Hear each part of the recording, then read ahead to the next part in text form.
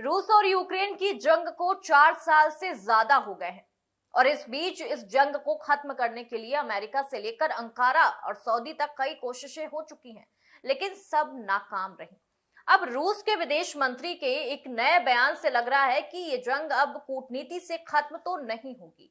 रूस के विदेश मंत्री सरगेई लावरोव ने ये साफ शब्दों में कह दिया कि अब रूस को यकीन नहीं रहा कि पश्चिमी देश सच में यूक्रेन जंग को बातचीत से खत्म करना चाहते हैं।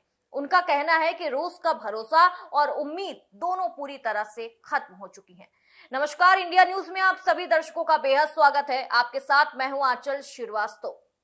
आखिर ऐसा लावरोव ने क्या कह दिया कि इसका असर आगे की शांति कोशिशों पर क्या पड़ेगा, इस पर आज जानकारी लेंगे और आज के अनसीन में ये समझने की कोशिश करेंगे कि मोजाम्बिक की राजधानी मापुटो में अपनी समक्ष मारिया मैनुला लुकोस के साथ एक प्रेस कॉन्फ्रेंस में लावरोव ने कहा कि पश्चिम देश बातचीत की इच्छा दिखाने का नाटक कर रहे हैं, जबकि असल में तो वो खुलेआम रूस को अल्टीमेटम देते जा रहे हैं।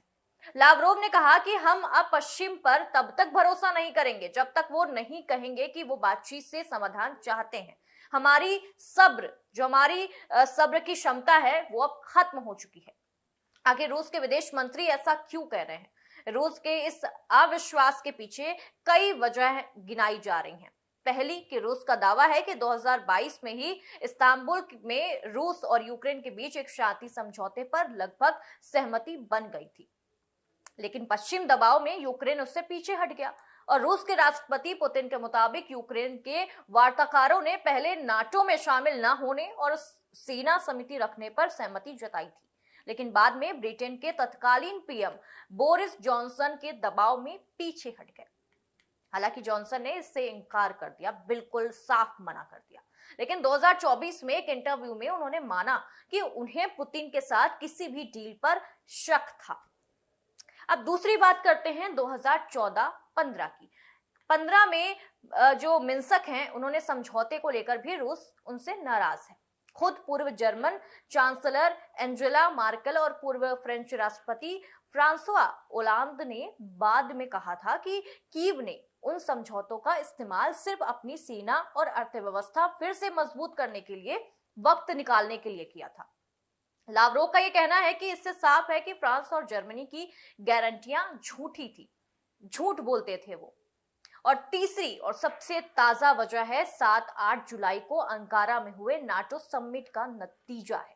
नाटो देशों ने यूक्रेन को 2026-27 के लिए करीब 140 अरब यूरो की सैन्य मदद देने पर सहमति जताई है और खुद ट्रंप ने यह ऐलान किया है कि अमेरिका अब यूक्रेन को पैट्रियट मिसाइलें बनाने का अधिकार भी देगा। रूस इसे बातचीत की मंशा नहीं बल्कि दबाव बढ़ाने की रणनीति मानता है। रूस ने यह भी कहा कि वो बातचीत के लिए तैयार हैं, लेकिन सिर्फ तभी जब चर्चा जंग की मूल वजहों पर हो, जिसमें सबसे अहम है यूक्रेन का नाटो में शामिल होने का इरादा छोड़ना। यानी रूस पूरी तरह बातचीत का दरवाजा बंद नहीं कर रहा, लेकिन अपनी शर्तों पर काम करने को कह रहा है। और दिलचस्प बात जानते हैं क्या है? दिलचस्प बात यह है कि अमेरिका की मध्यस्थता वाली बातचीत भी हाल के महीनों में ठप पड़ गई, क्योंकि ट्रंप का ज्यादा ध्यान ईरान के साथ चल रहे टकराव पर रहा। और इसी बीच चेक रिपब्लिक के राष्ट्रपति पेत्र पावेल ने चेतावनी दी कि यूक्रेन और उसके सहयोगियों के पास बातचीत फिर शुरू करने के लिए सिर्फ 2 महीने का वक्त बचा है। उनके मुताबिक इसके बाद रूस में सितंबर की चुनावी प्रक्रिया के बाद संभवित बड़े स्तर पर लामबंदी का खतरा बढ़ सकता है।